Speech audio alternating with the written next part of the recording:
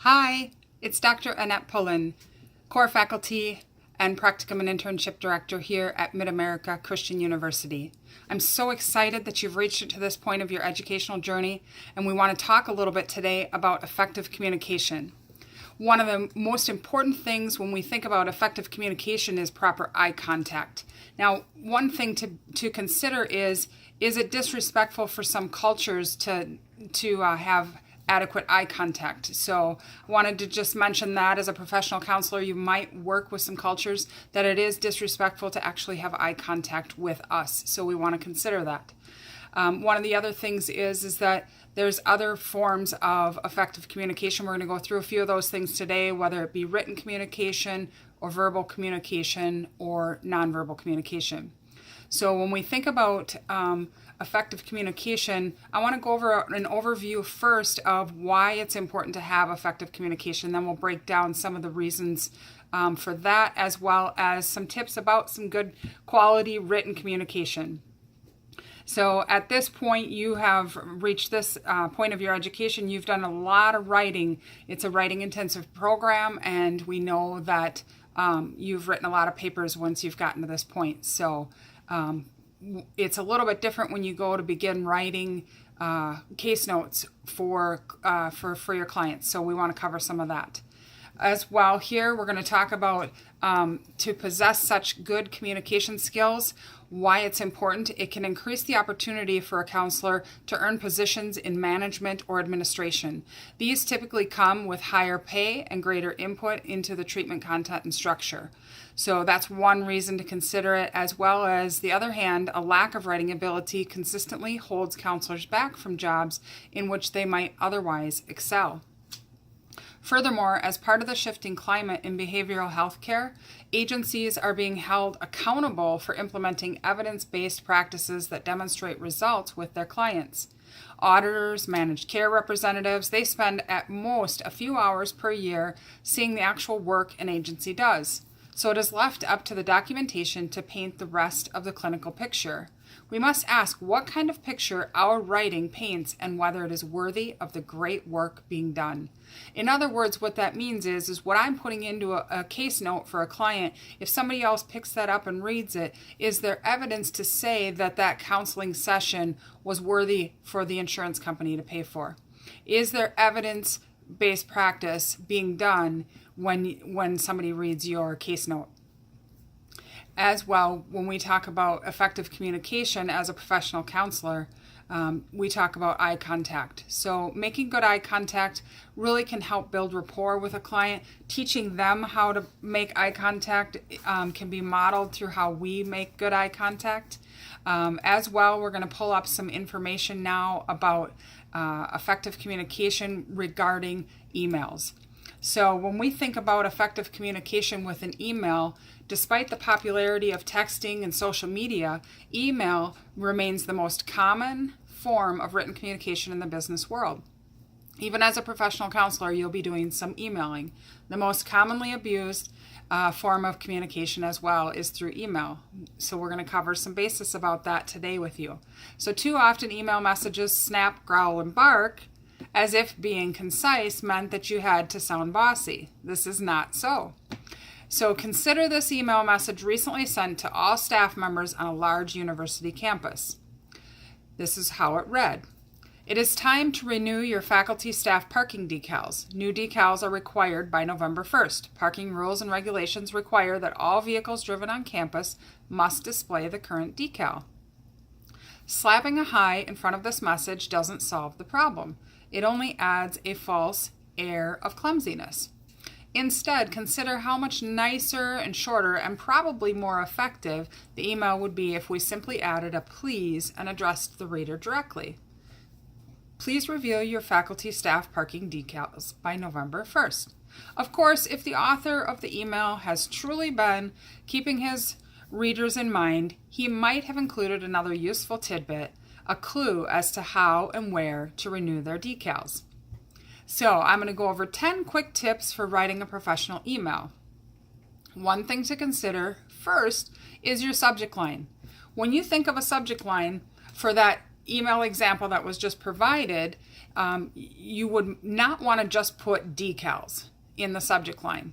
You could put, and you also don't want to just put the word important, because sometimes that can get missed or can take away from the actual message. The message could read, deadline for new parking decals. What this does is it gives a little more detail. It shows the reader that it's important to open it. The second tip that we want to talk about today regarding professional emails is put your main point in the opening sentence. Most readers won't stick around for a surprise ending. So the third tip for professional email writing is never begin a message with a vague this. What this does is, for example, this needs to be done by 5. You want to always specify what you're writing about. The reader would not want to have to guess what this is, okay?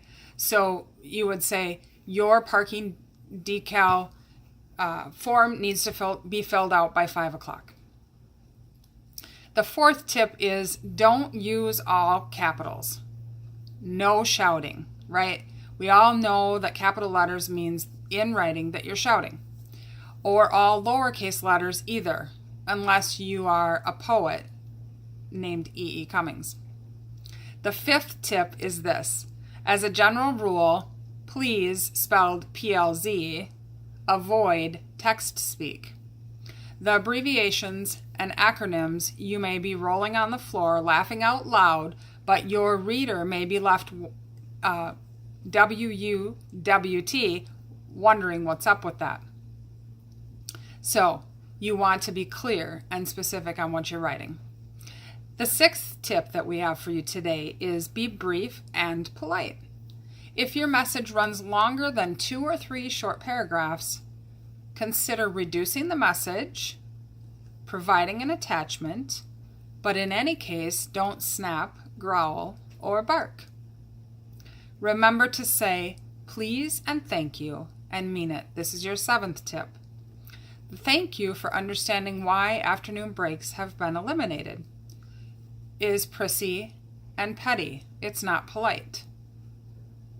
So an example would be add a signature block with appropriate contact information, in most cases, your name, business address, phone number, along with a legal disclaimer if required by your company. As a professional counselor, you would have a legal disclaimer.